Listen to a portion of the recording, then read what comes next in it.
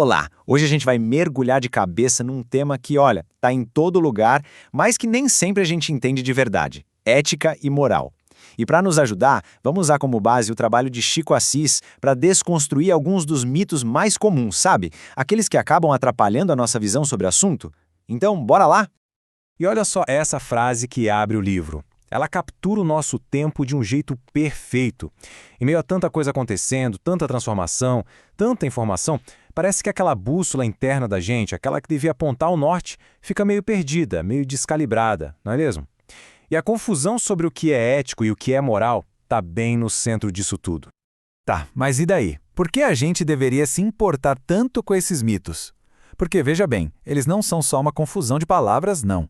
Eles criam um verdadeiro labirinto na nossa cabeça, com consequências bem reais e muitas vezes bem perigosas para a sociedade inteira. E é aqui que a gente vê como tudo se conecta. Pensa só, um mal-entendido simples sobre ética pode ser a sementinha para justificar a corrupção, para manter preconceitos vivos, ou até para impedir que a gente faça o que precisa ser feito em questões gigantes, como as mudanças climáticas. Ou seja, esses mitos, eles não têm nada de inocentes. Então vamos lá, para o primeiro mito. E esse aqui, olha, talvez seja o principal, a raiz de quase toda a confusão. Aquela ideia de que ética e moral, no fim das contas, são a mesmíssima coisa.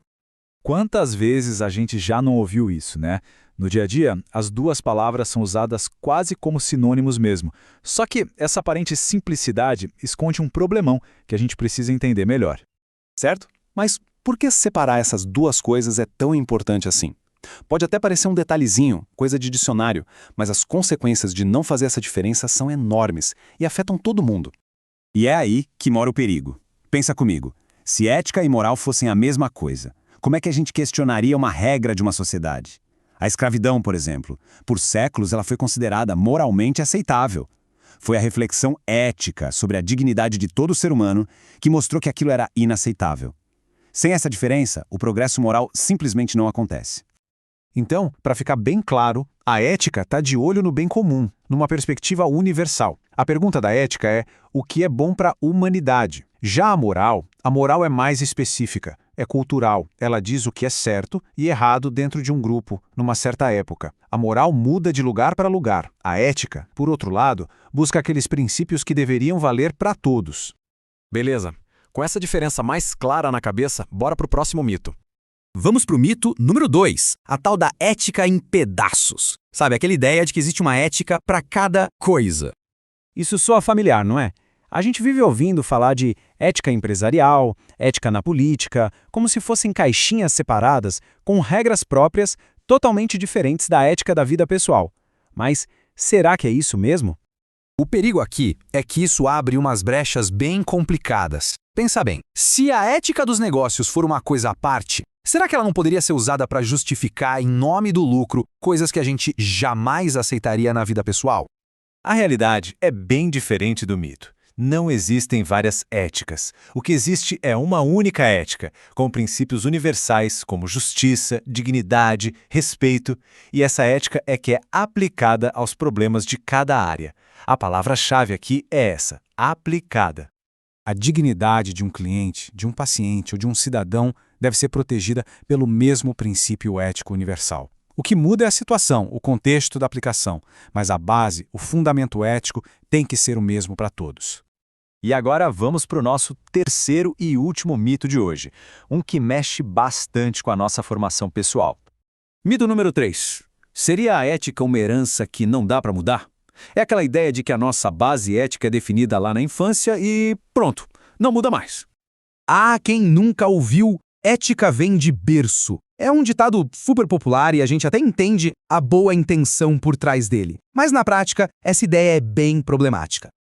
E quais são as consequências de pensar assim? Se isso fosse verdade, para que serviria a educação? Para que a gente pararia para refletir sobre as coisas? Significaria que ninguém pode aprender, evoluir ou mudar para melhor? É uma visão bem pessimista, não é? E os problemas são vários. Essa ideia acaba tirando a responsabilidade das escolas, das empresas, da sociedade de construir um ambiente mais ético. Afinal, se o problema vem de berço, por que se esforçar? Né?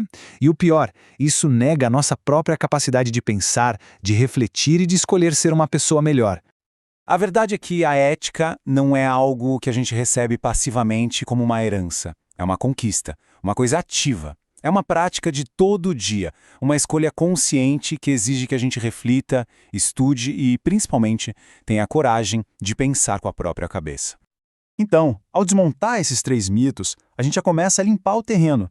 É como se estivéssemos, aos poucos, calibrando de novo aquela bússola moral que estava meio bamba, para ela poder apontar o caminho com mais firmeza. E desconstruir esses mitos, no fundo, é um chamado à coragem, coragem intelectual. É o ato de questionar aquilo que a gente sempre ouviu, o que parece óbvio. É um convite para a gente parar de aceitar a resposta pronta e assumir a responsabilidade pela nossa própria bússola. E para fechar, tem uma citação de Aristóteles que o livro traz e que resume tudo perfeitamente. Porque no fim do dia, a ética não é só um debate de ideias. Ela só existe de verdade na prática, na ação, nas escolhas que a gente faz todos os dias. Então, para terminar, fica essa reflexão no ar. Depois de tudo isso que a gente conversou, que outros mitos sobre ética e moral podem estar por aí, moldando a nossa forma de ver o mundo sem que a gente nem perceba? A busca por uma bússola mais clara, essa é uma jornada que não termina.